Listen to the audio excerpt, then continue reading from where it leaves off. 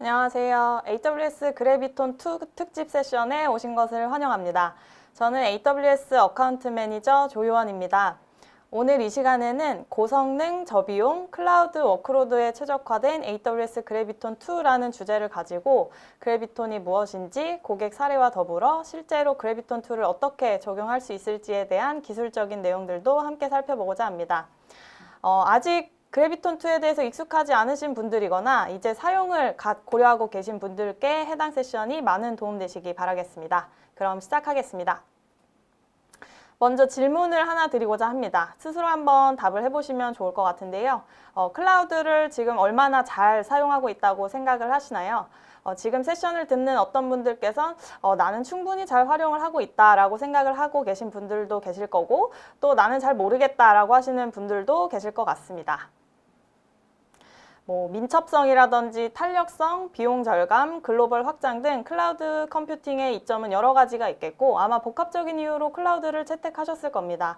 하지만 온프레미스에서 클라우드로 리프트 앤 시프트 했다고 가정했을 때 도입 초기에 클라우드의 이점을 100% 달성하는 것은 사실상 불가능한 일입니다.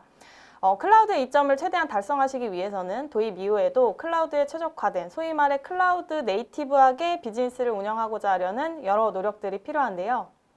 그리고 이러한 최적화 활동들이 쌓여 클라우드의 이점을 최대로 달성하게 되시는 겁니다.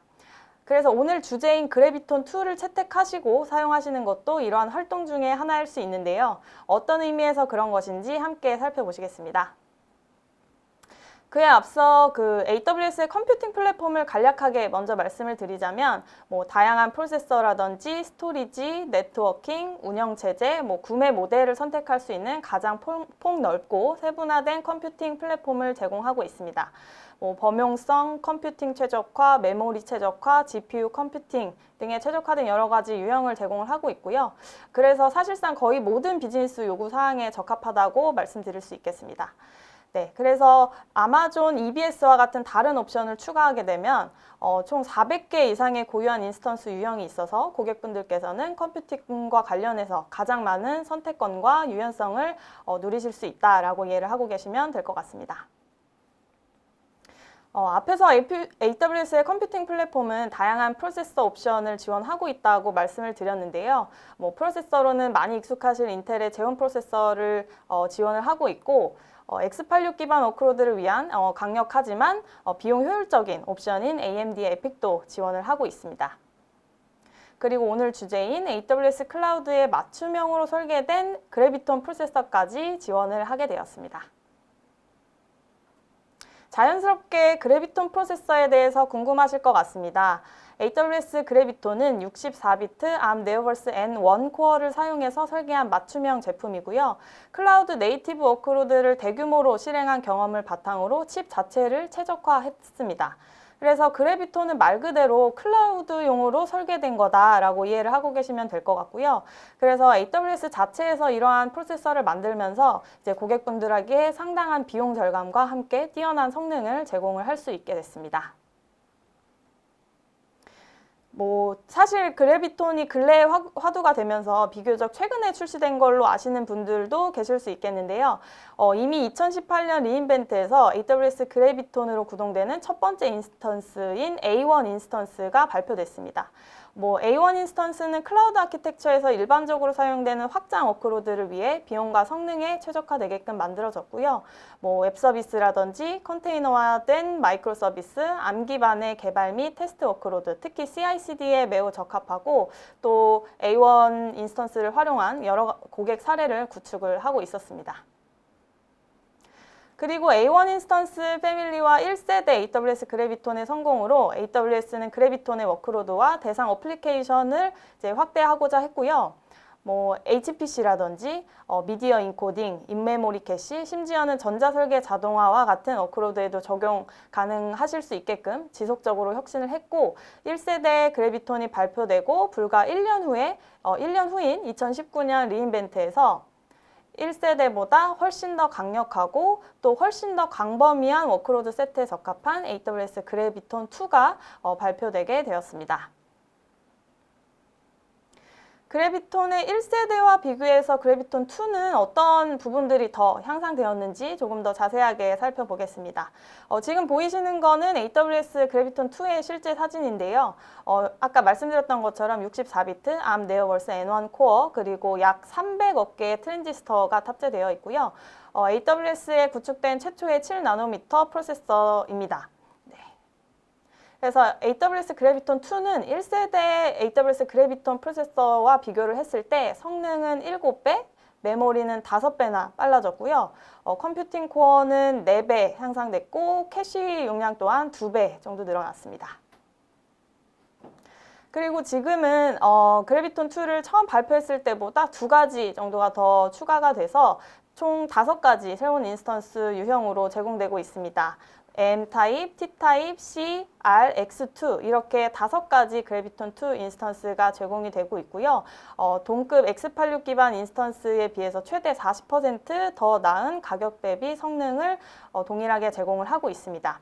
그래서 T4G와 M6G는 기존의 T, M 시리즈 인스턴스와 마찬가지로 범용 워크로드에 적합하고요. 특히 T4G 인스턴스는 버스트 가능한 범용 워크로드에 적합하다고 할 수 있습니다. 그리고 R6G와 X2GD는 메모리 집약적인 워크로드에 적합하고 특히 X2GD 같은 경우에는 최대 1TB까지의 메모리를 제공을 하고 있습니다. 이제 각 그래비톤 2 인스턴스를 구성하는 요소들도 한번 살펴보시겠습니다. 먼저 7나노미터 맞춤형 실리콘인 그래비톤 2 자체가 있고요. 탁월한 성능을 제공을 하고 있습니다. 그리고 니트로 보안칩 같은 경우에는 각 서버에 마더보드에 통합이 돼서 하드웨어 리소스를 보호하고 모니터링하는 역할을 하고 있고요. 니트로 카드 같은 경우에는 아마존 EBS 또는 아마존 ENA와 같은 장치와 인터페이스를 처리하고 이러한 인터페이스에 대한 추가 모니터링 및 보안도 제공을 하고 있습니다. 그래서 니트로 보안칩과 카드 덕분에 니트로 하이퍼바이저 자체는 매우 가벼워졌고요. 그래서 메모리와 CPU 할당을 거의 베어메탈과 같은 성능으로 처리를 할 수 있습니다. 그래서 이렇게 특수 제작된 모듈식 빌딩 블록은 그래비톤 2 기반 인스턴스에 엄청난 성능을 제공하는 기본 바탕이 되었고요. 지금까지 그래비톤 2의 성능, 인스턴스, 이제 구성 요소들을 살펴보았는데 이런 게 결국에는 어떤 의미가 있을까 궁금하실 것 같습니다. 결론은 그래비톤 2 기반 인스턴스를 사용하심으로써 TCO, 즉 총 소유 비용을 크게 낮출 수 있다는 것입니다. AWS 그래비톤 2 기반 인스턴스는 인스턴스 패밀리 내에서 가장 높은 성능을 가지고 있고 vCPU 및 메모리 구성이 동일한 다른 인스턴스에 비해서 비용이 20% 정도 저렴합니다. 그래서 다시 말씀드리지만 이는 유사한 X86 기반의 인스턴스에 비해 최대 40% 나은 가격 대비 성능으로 이루어지고 있습니다. 그래서 처음 보셨던 이 그래프를 기억을 하실까요? 클라우드의 이점을 극대화하기 위해서는 지속적인 최적화 활동을 하셔야 된다고 말씀을 드렸는데요. 오늘 소개해드린 그래비톤 2를 활용을 하시는 것이 이 여정을 가속화하실 수 있는 강력한 도구인 것이 확실한 것 같습니다. 그리고 이미 많은 고객분들께서 그래비톤 2를 적용을 하시고 있고 실제로 성능 향상과 비용 절감의 이점을 누리고 있다고 말씀을 해주셨습니다. 그리고 지금 이 세션을 들으시는 분들 또한 그래비톤 2 활용을 통해 이러한 이점들을 빨리 달성하시기 바라며 마지막으로 저는 한 가지 좋은 소식을 말씀드리고 다음 세션으로 넘어가고자 합니다. 2021년 12월 31일까지 그래비톤 2 인스턴스 중 하나인 T4G 인스턴스를 월에 750시간까지 무료로 이용하실 수 있다는 내용입니다. AWS 계정이 있는 모든 고객분들께 제공되는 내용이고요. 자세한 내용은 AWS의 그래비톤 FAQ 페이지에서 확인하실 수 있으니까 지금 가셔서 확인해 보시면 좋을 것 같습니다.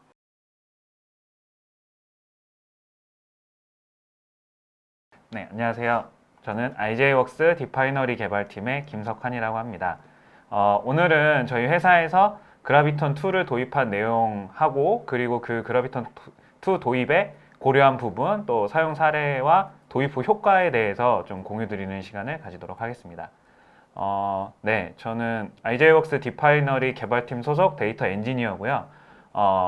추가로 사내 AWS 관련된 인프라스트럭처 업무를 같이 보고 있습니다. 그래서 저희 전반적인 업무는 그 ETL 혹은 뭐 쿼리 API 혹은 데이터 수집에 관한 전략 뭐 이런 것들을 수립하거나 AWS 서비스 아키텍처에 대해서 뭐 이제 제안하거나 상담해 드리거나 아니면은 저 전사 보안 관리 및 네트워크 관리 등의 업무를 보고 있고요. 이번 시간에는 저희 이번 시간에 말씀드릴 아젠다입니다. 저희 회사의 디파이너리 서비스에 대해서 좀 간략하게 설명을 드리도록 하고요. 이 내용을 좀 먼저 말씀드리는 거는 후에 적용될 그 아키텍처 등 쉐어해 드리고 그다음에 그라비톤을 어떤 목적으로 사용했는가 이런 부분들에 대해서 이제 설명을 드리도록 할 거고요. 그리고 간략한 마이그레이션 과정 그런 부분들에 대해서 말씀드리고 이제 가장 궁금해하시는 효과에 관한 부분들을 이제 말씀드리는 걸로 진행하도록 하겠습니다. 일단 저희 IJ웍스라는 회사는 그 데이터를 수집하고 분석하고 정제하고 활용하는 이 데이터 밸류 체인을 연결하고 이를 비즈니스에 연결될 수 있도록 이제 도와드리는 회사고요. 저희 2006년 12월에 설립을 했습니다. 그리고 현재는 CDP, 뭐 AI 기반 DMP 혹은 뭐 ATD, 모바일 어트리뷰션, 애널리틱스, 마케팅 자동화, 뭐 마켓 인텔리전스 등 그 모바일 데이터 관련 분석 기술과 플랫폼을 서비스하는 이제 종합 데이터 테크 회사라고 보시면 되고요. 제가 소속돼 있는 디파이너리라는 팀은 그 와중에서 이제 SaaS 기반의 그 CDP를 제공하는 그 부서입니다. 그래서 자동화된 데이터 정제를 통해서 실시간으로 활용하고 그 가장 그 알맞은 타이밍에 그 고객들한테 메시지를 전달할 수 있는 그런 고민들을 하고 있는 부서고요. 저희 부서에 대한 설명은 다음 장표에서 좀 더 자세하게 설명드리도록 하겠습니다. 왼쪽에 보시는 그 굉장히 다양한 소스들이 보이실 텐데요. 저 소스들에서 그 소스들에서 다양한 타입의 데이터들을 수집하고요. 그 수집된 데이터를 데이터 레이크에서 이제 그 가공하고 분석하고 정제해서 저희 고객이죠. 저희 고객의 고객분들의 360도 프로파일을 이제 생성하고 그 프로파일을 통해서 그 저희 대시보드와 실시간 통계 수치에 투영해서 보실 수 있도록 서비스를 하고 있고요. 그 각각의 사용자들을 그룹별로 세그먼트로 분화시켜서 그 각각의 세그먼트별로 여러 가지 방식을 이용해서 메시지를 전달할 수 있게끔 하는 것이 저희 이제 회사의 목표이고요. 뭐 이렇게 그냥 말씀만 들어도 굉장히 그 여러 개의 이제 컴퓨팅 파워와 컴퓨팅 그 소스들을 사용한다는 거를 이제 생각해 보실 수 있습니다. 제가 궁금증이 하나 있는데요. 네. 지금 들어보니까 이 플랫폼 특성상 되게 굉장히 많은 트래픽이 유입될 걸로 보이는데요. 대략 어느 정도 트래픽이 유입이 될까요? 네, 저희 하루 기준으로 한 23억 건 정도의 데이터를 처리하고 있고요. 용량으로 따지자면은 저희가 이제 이 거의 대부분의 데이터를 파케이 형식으로 관리를 하고 있는데 그 파케이 데이터 기준으로 200에서 250기가 정도 사용하고 있습니다. 네, 굉장히 많은 데이터를 처리하고 계시네요. 네. 그래서 요 관련된 아키텍처를 좀 먼저 보여드리자면 다음과 같습니다. 이 아키텍처는 진짜 되게 많이 추상화된 AWS 아키텍처고요. 앞에 보시면은 이제 고객 데이터들이 그 다양한 타입의 데이터들이 있는데 이 데이터들을 이제 받아서 처리하는 와스가 있고요.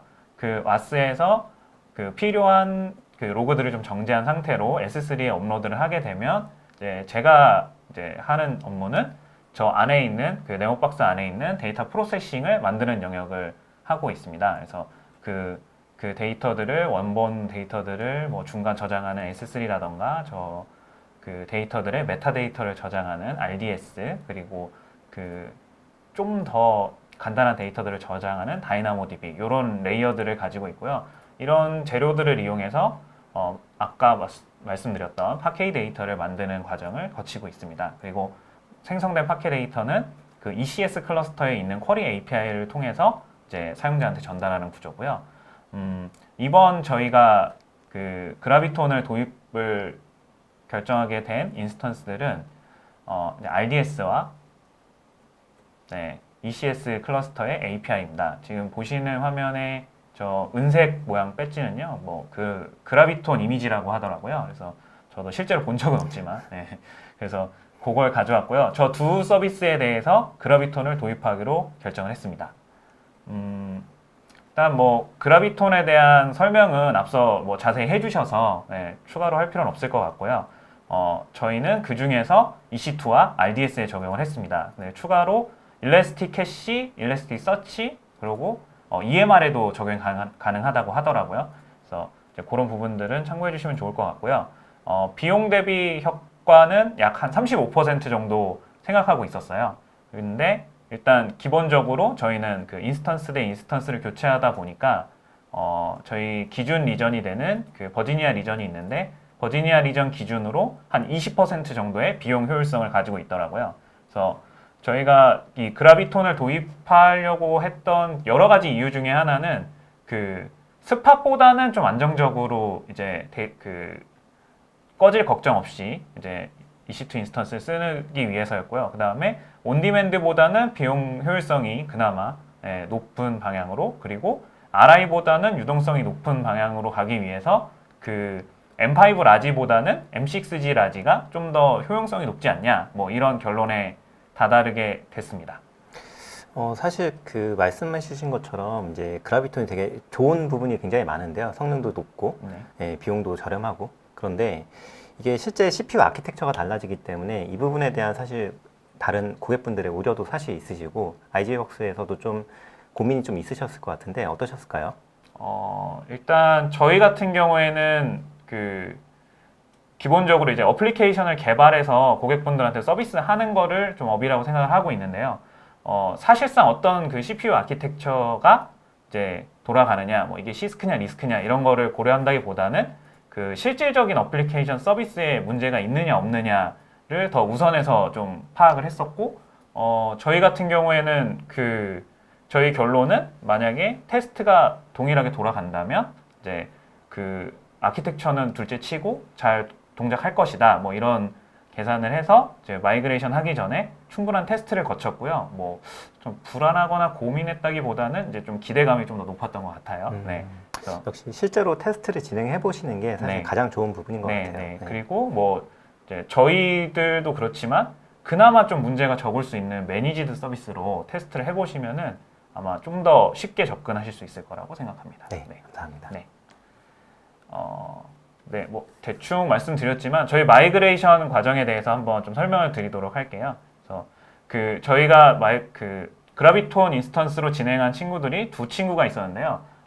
하나는 이제 RDS 그리고 하나는 EC2였어요. 그래서 RDS 같은 경우에는 그 데이터 프로세싱을 진행하는 데 사용하는 여러 메타데이터들을 이제 담고 있는 친구였고요. 이제 그라비톤으로 이전을 결심한 다음에 이 순서들을 좀 확인해 보니까 그 오로라 엔진이 특정 버전 이상이어야만 그라비톤 인스턴스를 만들 수 있더라고요. 그래서 그 부분을 확인했고요. 저희는 요게 이제 업데이트가 죄송합니다. 업데이트가 필요해서 그 엔진 업데이트를 했고, 요 부분은 이제 저희가 점검 시간을 잡아서 새벽에 진행을 했어요. 근데 이것도 한 다운타임이 한 30분 정도 있었던 것 같아요. 그래서 그걸 진행하고 그 다음에 이제 추후에 리더 노드를 추가했고요. 그 리더 노드를 바라보고 테스트한 후에 이제 그라비톤 인스턴스로 페일오버를 했고, 요 이후에 이제 모니터링하면서 마이그레이션의 성과를 측정해봤는데요. 뭐 그 이후에는 잘 동작했던 것 같습니다. 그리고 EC2 같은 경우에는 저희가 그 EC2 서버를 직접 이제 뭐 하기는 하지만 그 위에 그 ECS 클러스터를 ECS를 올리고 ECS 위에 이제 ECS 앞에 그 ELB를 넣어서 쓰고 있었거든요. 그래서 그 사실은 저희는 요거는 되게 좀 금방 끝난 친구긴 한데 ECS 클러스터를 그냥 준비를 했고요. 요거는 이제 그 그라비톤용, 그러니까 암용 이미지가 AMI가 따로 있어요. 그래서 그걸로 그냥 바로 띄워주시면은 준비가 되고, 그리고 그 ARM 빌드를 준비를 했는데 다행히 이제 단넷코어에서는 그 멀티로 이제 빌드를 할 수 있어요. 그래서 생각보다 요것도 사실 저희 이 빌드는 코드 빌드에서 ARM 이미지로 꾸우면은 바로 되더라고요. 그래서 좀 손쉽게 갔고, 그러고 나서 이제 어플리케이션 테스트를 진행했고요. 어플리케이션 테스트가 완료가 됐을 때 이제 그 ALB의 타겟 그룹 변경을 통해서 새로운 클러스터군으로 트래픽을 흘려보냈고 문제없이 마이그레이션을 완료할 수 있었습니다. 네. 네. 굉장히 그 마이그레이션을 상세하게 잘 설명해 주셨는데요. 그러면 그 마이그레이션 전체 과정이 한 어느 정도 소요가 되셨을까요? 기간이? 일단은 이제 뭐 잠깐 말씀드리긴 했는데 저 RDS 같은 경우에는 그 엔진 업데이트하는 게 좀 시간이 걸렸고 사실 테스트 구성하고 이제 준비하고 테스트 수행하는 시간이 한 3, 4일 정도 걸렸던 것 같아요. 그리고 실질적으로 이제 마이그레이션 작업을 시작해서 끝내는 데까지는 한 1시간 정도 안에 다 끝났던 것 같아요. 네. 굉장히 빠르게 적용하신 것 같네요. 네. 네. 저 돼서 좀 놀란 부분도 있긴 한데 네, 아무튼 그렇습니다. 네. 네. 그래서 뭐 많은 분들이 궁금해하실 실질적인 효과에 대해서 말씀을 드릴 상황인데요. 이제 저희가 그 그라비톤을 적용한 인스턴스가 뭐 그렇게 아주 많지도 않지만 그래도 몇 대 정도 되는데 그 중에서 가장 드라마틱한 이제 그 향상을 보여준 친구예요. 이 친구는 RDS 인스턴스고요. RDS 클러스터고 그 중간에 보이시는 검은 선 이전에는 그 R5X 라지를 쓰고 있었어요. R5X 라지를 쓰고 있었고 마이그레이션 한 뒤에는 그 6G 라지입니다. X 라지와 라지예요. 절반 차이죠. 실제로 비용이 이제 절반이 됐고 그거에다가 그라비톤 인스턴스로 가면서 추가로 좀 더 절감이 돼서 기존 대비 한 55% 정도의 그 비용 향상이 있었어요. 비용 향상이 있었습니다. 그리고 그 실질적으로 이제 지금 보시는 장표는 그 클라우드 와치에서 볼 수 있는 CPU 평균 사용률이거든요. 평균 사용률인데 이제 저 대충 보면 평균 사용률이 한 22%에서 한 18% 정도 선으로 이제 고정이 됐거든요. 이게 뭐 대충 계산해 보면 한 19%, 20% 정도의 성능 향상을 가져다 줬습니다. 그래서 이걸 보시면은 이제 그 제가 하나 더 가져온 것은 이제 이 친구는 이제 맥스로 찍었을 때거든요. 지표를 매트릭을 맥스로 찍었을 때인데 이때 보시면은 저희가 이 친구를 X 라지로 썼던 이유가 저 그 데일리로 도는 잡들이 있는데 저 데일리로 도는 잡들이 저 스파이크를 만들어내서 저 스파이크를 견뎌내기 위해서 좀 불안해서 X 라지로 쓰고 있었거든요. 근데 그라비톤으로 교체하고 나서 보시면 뭐 잘 받아주고 있는 걸 볼 수 있죠. 그래서 뭐 이렇게 좀 좋은 친구가 있는데 이 친구는 이제 생각해 볼 점은 이 친구가 이제 그 사이즈가 절반으로 줄어들면서 좀 더 다이나믹하게 보일 수도 있어요. 그래서 뭐 막 이거 다 곱해 보면은 소위 말하는 가성비죠. 가성비가 막 어마무시하게 나오거든요. 60% 넘게 나올 거예요, 아마. 그래서 그런 친구들은 이제 근데 만약에 이렇게 한 사이즈를 줄일 수가 없으면은 요 정도까지는 또 보기가 좀 어렵다는 거 이런 걸 좀 한번 생각해 보시면 좋을 것 같고요. 그리고 이제 저희는 이렇게 좀 되게 좋은 경험을 하게 돼서 사실 되게 여러 서비스로 확대할 계획들이 있어요. 그래서 일단은 지금은 거의 이제 단독으로 뜨는 서버들 위주로 뭐 떠봐야 2대 뜨는 뭐 이런 친구들 위주로 이제 적용을 했었는데 그 오토 스케일링 서비스 쪽으로도 좀 확대할 생각이 있고요.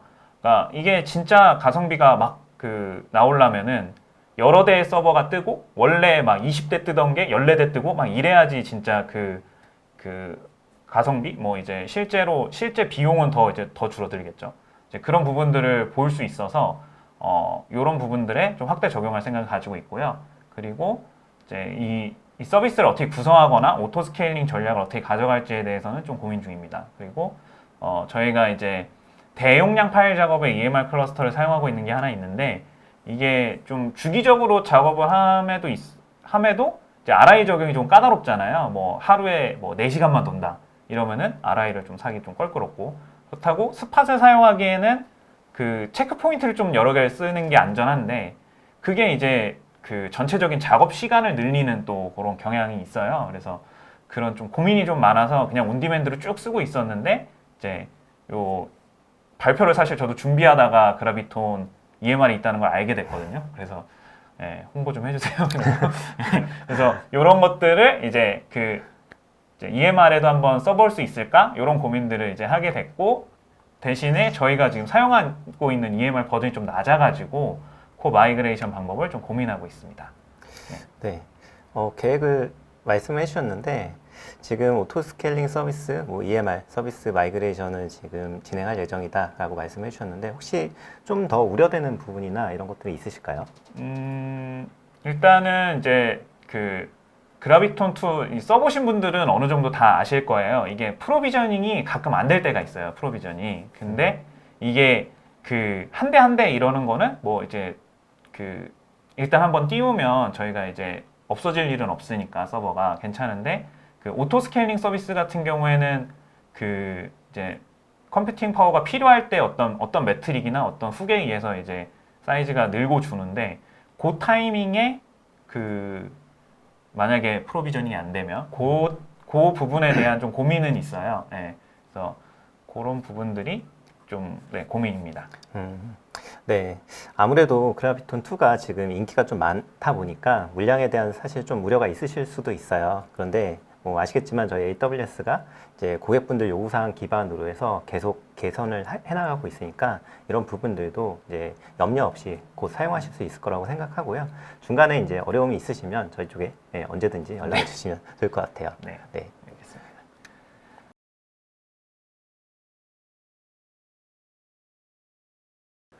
안녕하세요. 네, 저는 AWS 솔루션즈 아키텍트 서태종입니다.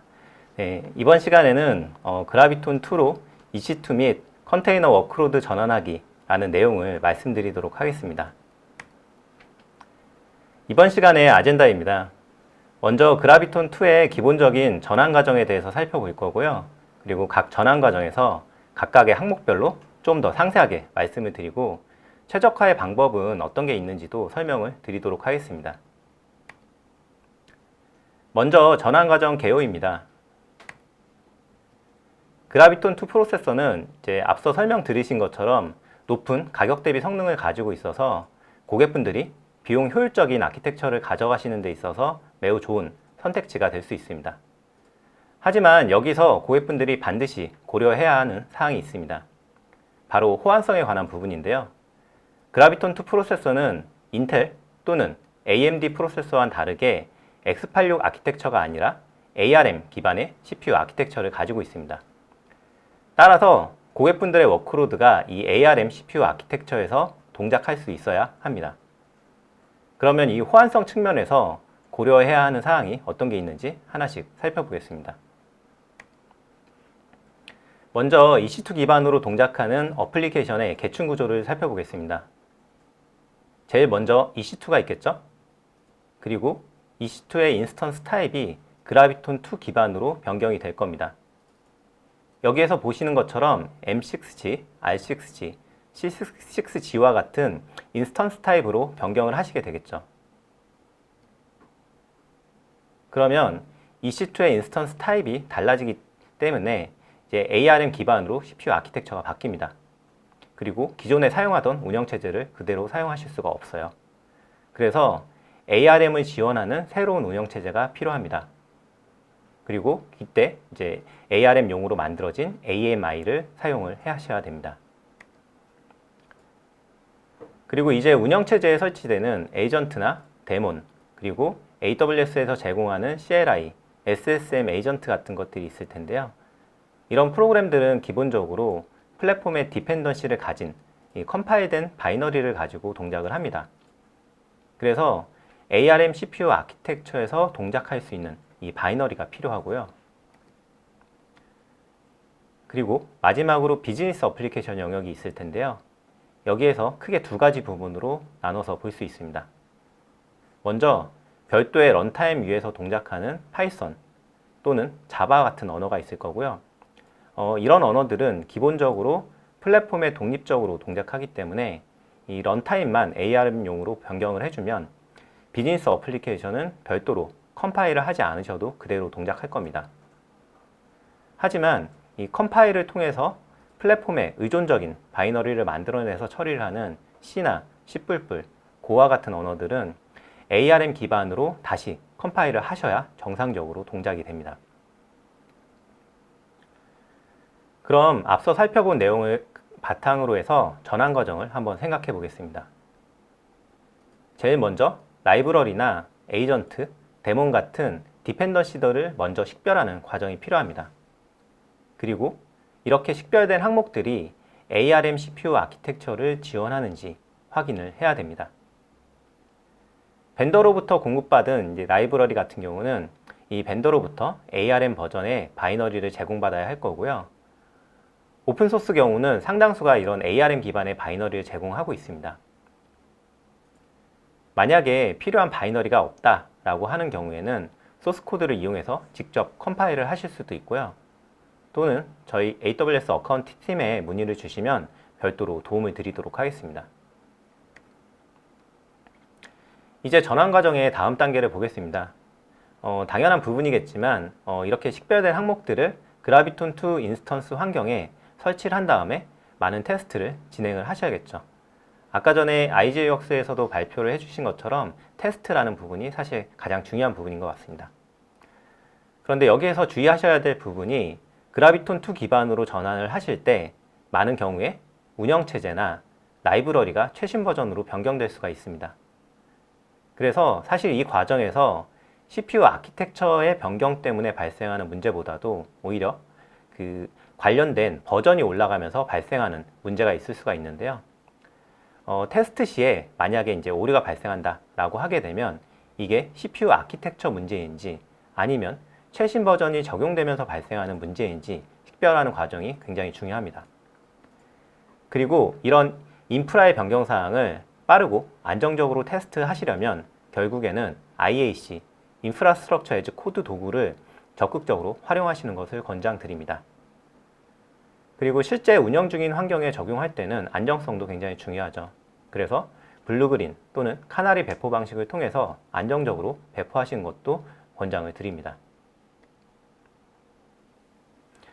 그러면 이제 전환 과정을 각 요소별로 조금 더 자세히 살펴보도록 하겠습니다.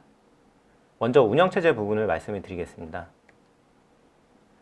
아까도 말씀을 드렸지만 ARM 기반의 CPU 아키텍처를 사용한다는 건 운영체제부터 그리고 이 운영체제에 설치되는 여러 가지 어플리케이션이 이 ARM 아키텍처를 지원해야 한다는 걸 의미합니다.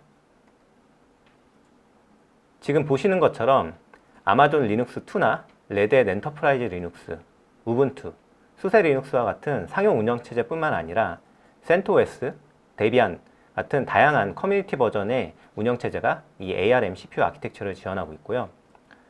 여기서 주의하셔야 될 부분은 우선 윈도우 운영체제를 지원하고 있지 않다라는 겁니다.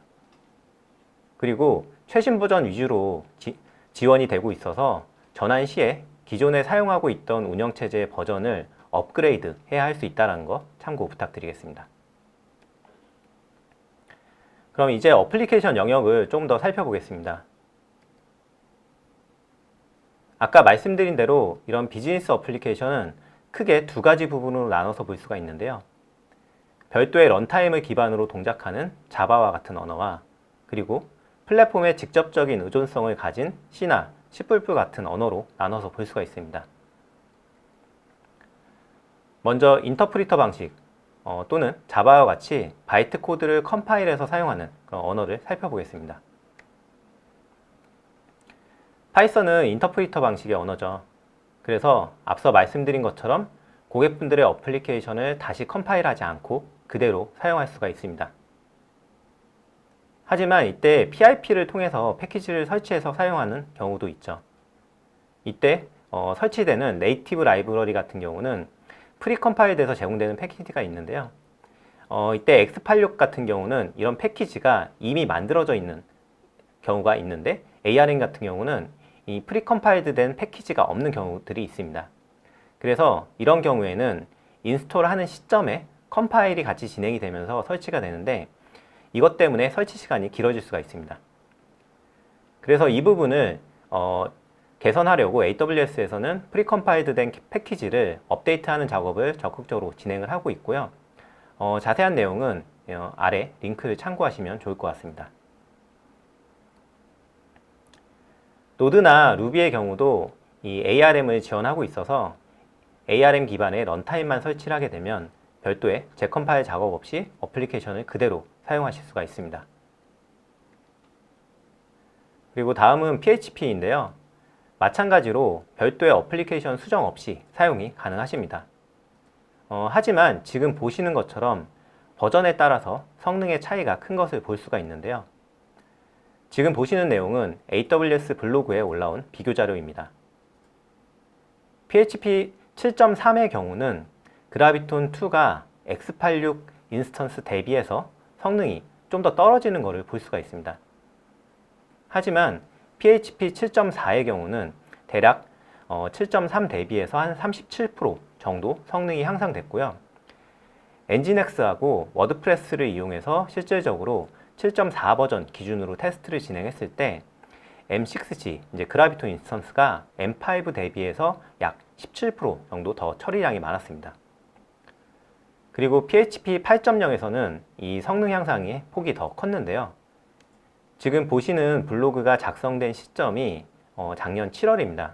그리고 작년 11월에 이 PHP 8.0이 릴리즈가 됐고요. 그래서 지금 여기 PHP 8.0 테스트는 이제 그 베타 버전을 기준으로 하고 있긴 합니다. 하지만 지금 그래프를 보시면 성능 향상의 폭이 굉장히 큰 걸 보실 수가 있습니다. 네, 그리고 자바도 마찬가지인데요. 기본적으로는 플랫폼의 독립적인 바이트 코드를 기반으로 동작하기 때문에 별도의 컴파일 작업 없이도 적용이 가능합니다. 그리고 JDK 같은 경우는 오픈JDK를 사용하시거나 아마존에서 제공하는 JDK 배포판인 아마존 코레토를 사용하실 수가 있습니다. 그리고 JDK 버전은 8, 11, 15 버전을 그라비톤에서 지원을 하고 있고요. 앞서 말씀드린 PHP하고 마찬가지로 이 자바의 경우도 JDK 버전에 따라서 성능의 차이가 있을 수 있습니다. 그래서 가급적 JDK 11 버전 이상을 사용하시는 게 조금 더 높은 성능 개선 효과를 얻을 수 있다는 거 참고 부탁드리겠습니다. 그리고 자바의 경우 JNI, 자바 네이티브 인터페이스라는 기능이 있죠. 그래서 이걸 사용해서 시스템에 쉐어드 오브젝트를 호출해서 사용하는 경우가 있는데요. 물론 최근에는 사용 빈도가 그렇게 높지는 않지만 서드파티 라이브러리가 이런 쉐어드 오브젝트 파일로 제공되는 경우가 있는데요. 이런 쉐어드 오브젝트 파일은 플랫폼의 디펜던시를 가지고 있기 때문에 ARM 기반의 바이너리 파일이 필요합니다. 그래서 이때도 마찬가지로 소스가 있는 경우에는 컴파일을 다시 하거나 아니면은 이제 벤더를 통해서 소스나 또는 이제 이 바이너리를 제공받으셔야 됩니다. 그리고 이렇게 만들어진 SO 파일을 하나의 자르 파일에 넣어서 멀티 아키텍처에서 단일 파일로 쉽게 동작하도록 구성하실 수도 있습니다. 다음은 단넷인데요. 단넷의 경우는 아까 IJWorks에서도 이제 워크로드의 전환 사례에 대해서 말씀을 해주셨죠. 우선 단넷 코어 같은 경우는 기본적으로 리눅스 인스턴스에서 잘 동작을 합니다. 하지만 앞서 운영체제 부분에서 말씀을 드릴 때 그라비톤2 기반의 윈도우 운영체제는 지원하지 않는다라고 말씀을 드렸습니다. 그래서 윈도우 운영체제의 종속성을 가지고 있는 단넷 프레임워크 기반으로 작성된 어플리케이션 같은 경우는 먼저 단넷 코어로 전환이 필요합니다. 그리고 이때 이런 전환을 도와드리기 위해서 저희가 제공하는 도구가 포팅 어시스턴트 포 단넷이라는 도구가 있고요. AWS에서 무료로 제공을 해드리고 있습니다. 네, 이제 다음은 컴파일 기반의 언어를 좀 더 살펴보겠습니다. 대표적으로 C와 C++이 있죠. 이 경우는 반드시 다시 컴파일을 하셔야 됩니다.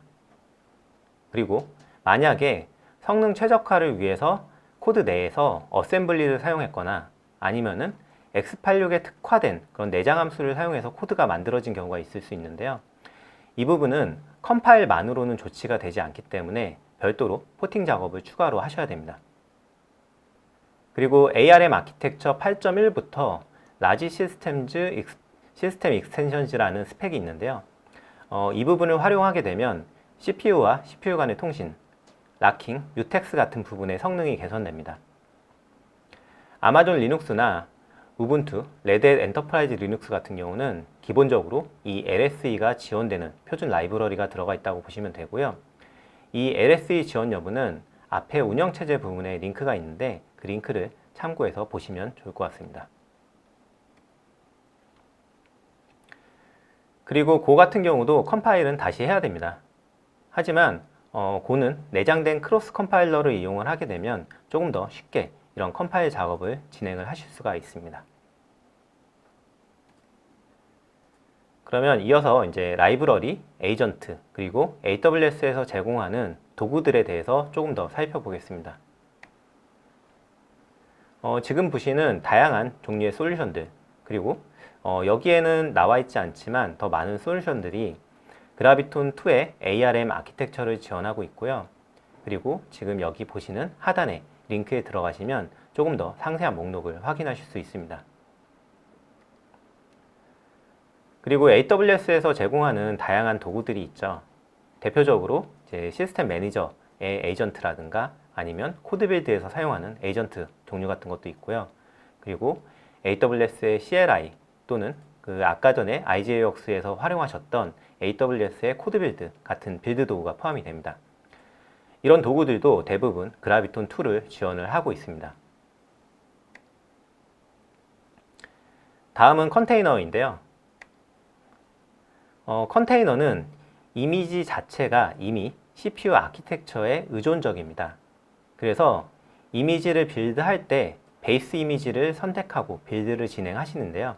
이때부터 플랫폼에 대한 의존성이 생깁니다. 따라서 ARM CPU 아키텍처를 지원하는 이미지를 새로 빌드하셔야 되고요. 여기에 추가적으로 컨테이너를 실행하기 위한 환경과 그리고 컨테이너 이미지를 저장하는 환경에서도 이 ARM CPU 아키텍처를 지원해야겠죠. 그래서 보시는 것처럼 아마존 ECS, EKS, 도커, 쿠버네티스 모두 이 ARM CPU 아키텍처를 지원하고 있고요. 그리고 이미지 저장소로 사용되는 아마존 ECR, 그리고 도커허브 역시 이 멀티 아키텍처를 효율적으로 지원을 하고 있습니다. 그리고 밑에서 보시는 버틀러캣이나 파이어크래커와 같은 최신 환경에서도 마찬가지로 ARM 아키텍처를 지원하고 있습니다. 말씀드린 것처럼 컨테이너 생태계는 사실 이미 멀티 아키텍처를 지원하고 있었고요. 이미지 빌드 같은 경우는 도커에서는 이제 빌드X라는 도구를 제공하고 있습니다. 그래서 이런 멀티 아키텍처를 지원하는 이미지를 보다 쉽게 만들어내실 수도 있고요. 그리고 이미지를 저장하는 리파지토리인 도커허브나 저희가 제공하는 아마존 ECR에서도 멀티 아키텍처 이미지를 지원합니다. 그리고 코드빌드는 빌드를 위한 저희 서비스죠. 이 코드빌드도 ARM 기반의 빌드 환경을 제공하고 있기 때문에 코드 파이프라인하고 결합을 해서 멀티 아키텍처 이미지를 생성하는 파이프라인도 쉽게 구성이 가능합니다. 컨테이너 이미지 리파지토리인 ECR 같은 경우에 멀티 아키텍처 매니페스트를 지원합니다. 이 멀티 아키텍처 매니페스트를 지원한다는 건 이미지를 사용할 때 내가 사용할 이미지의 이 CPU 아키텍처를 직접 지정해서 사용하는 게 아니라 이미지를 사용하는 환경에 CPU 아키텍처에 따라서 그에 맞는 이미지를 자동으로 내려받을 수 있다는 걸 의미합니다. 빌드 도구인 코드빌드도 마찬가지로 ARM64를 지원하기 때문에 이를 활용하시면 x86하고 ARM 기반으로 컨테이너 이미지를 병렬로 빌드를 하실 수가 있고요. 그리고 좀 전에 말씀드린 것처럼 도커 자체에도 이제 빌드X라는 명령어가 있습니다. 그래서 이 빌드X 명령어를 사용하면 다중 아키텍처 이미지를 쉽게 만드실 수가 있습니다. 파이프라인 예제인데요. 먼저 소스 리파지토리에서 코드를 가져오겠죠. 그리고 코드 빌드에서 x86과 ARM 아키텍처에 맞춰서 각각 병렬로 이미지를 빌드를 하고요. 그리고 이 이미지를 ECR에 저장합니다. 그리고 이때 앞서 보셨던 멀티 아키텍처 컨테이너 이미지 포맷에 맞도록 저장을 하게 되고요. 그리고 ECS 또는 EKS에서도 멀티 아키텍처 기반으로 워크로드를 실행을 하실 수가 있습니다. 그래서 컨테이너 중에 일부는 x86으로, 일부는 ARM으로 빌드된 이미지를 가지고 실행을 하실 수가 있고요. 이를 통해서 좀 더 안정적으로 워크로드를 전환하실 수가 있습니다. 네, 마지막으로 최적화인데요. C나 C++의 경우는 컴파일러 옵션을 지정을 해서 ARM 아키텍처에 최적화된 바이너리를 만들어낼 수가 있습니다. 그래서 지금 여기 보시는 것처럼 C 플래그를 설정을 해서 적용을 하실 수가 있고요. 그런데 여기서 한 가지 주의하셔야 될 부분은 이렇게 옵션을 적용을 해서 적용을 하게 되면 CPU 아키텍처에 디펜던시가 생깁니다. 그래서 좀 더 ARM 아키텍처에 내가 범용적으로 사용할 수 있는 바이너리를 만들어내고 싶다 할 때는 이런 부분에서 제약이 좀 있을 수가 있고요. 그리고 여기에서 이제 지금 보여주고 있지는 않지만 가급적 최신의 컴파일러를 사용하는 것도 필요합니다. 그리고 앞서도 잠깐 말씀을 드렸지만 그 PHP 또는 자바 같은 경우에 가급적 최신의 런타임을 이용하시는 것이 최적화에 좀 더 도움이 되고요. 네. 그리고 이 부분은 아까 말씀드린 라지 시스템 익스텐션즈 LSE를 사용해서 성능을 개선할 수 있다는 내용입니다. 하지만 LSE는 ARM 아키텍처 8.1부터 사용이 가능한 스펙입니다. 오늘 자세히 설명드리진 않았는데 저희 그라비톤 프로세서, 그러니까 그라비톤 2 프로세서 이전에 출시됐던 그라비톤 1 프로세서인 A1 인스턴스 타입이 있습니다.